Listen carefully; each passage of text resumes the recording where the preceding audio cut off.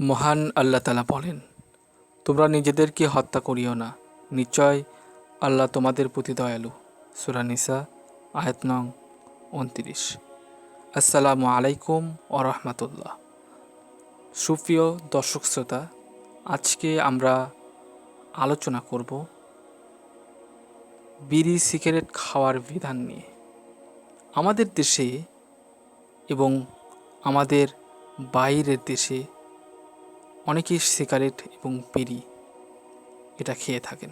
ইসলামের দৃষ্টিকোণ থেকে কোরআন ও হাদিসের সরাসরি সিগারেট বা বিড়ির নাম না থাকলেও ইসলামের সাধারণ নিয়ম হলো, যা স্বাস্থ্যের ক্ষতি করে, যা অর্থ নষ্ট করে এবং অপচয় করে, যা আসক্তি তৈরি করে, এগুলো সবই ইসলামে নিষিদ্ধ।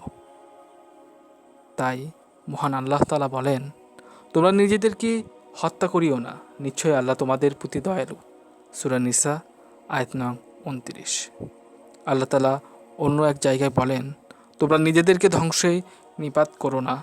সূরা বাকারা আয়াত নং 195।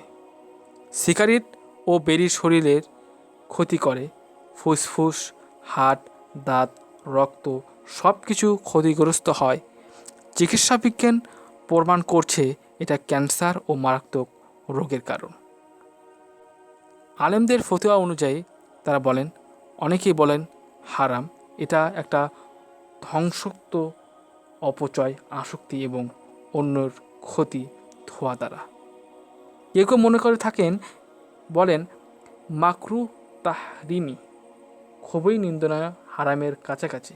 কিন্তু বর্তমান চিকিৎসা বিজ্ঞান প্রমাণ করছেন বেশিরভাগ আলেম এটাকে হারামি বলে।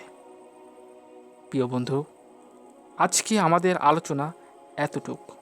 তাই এই ভিডিওটি আপনার বন্ধুদের মাঝে শেয়ার করুন, যারা এ ধরনের আসক্তিতে ভুগছেন।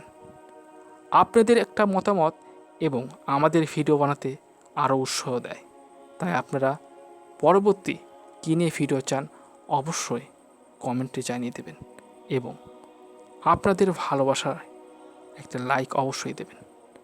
এবং প্রতিনিয়ত আমাদের এই ধরনের ভিডিও দেখতে হলে অবশ্যই সাবস্ক্রাইব করে আমাদের পাশে থাকবেন।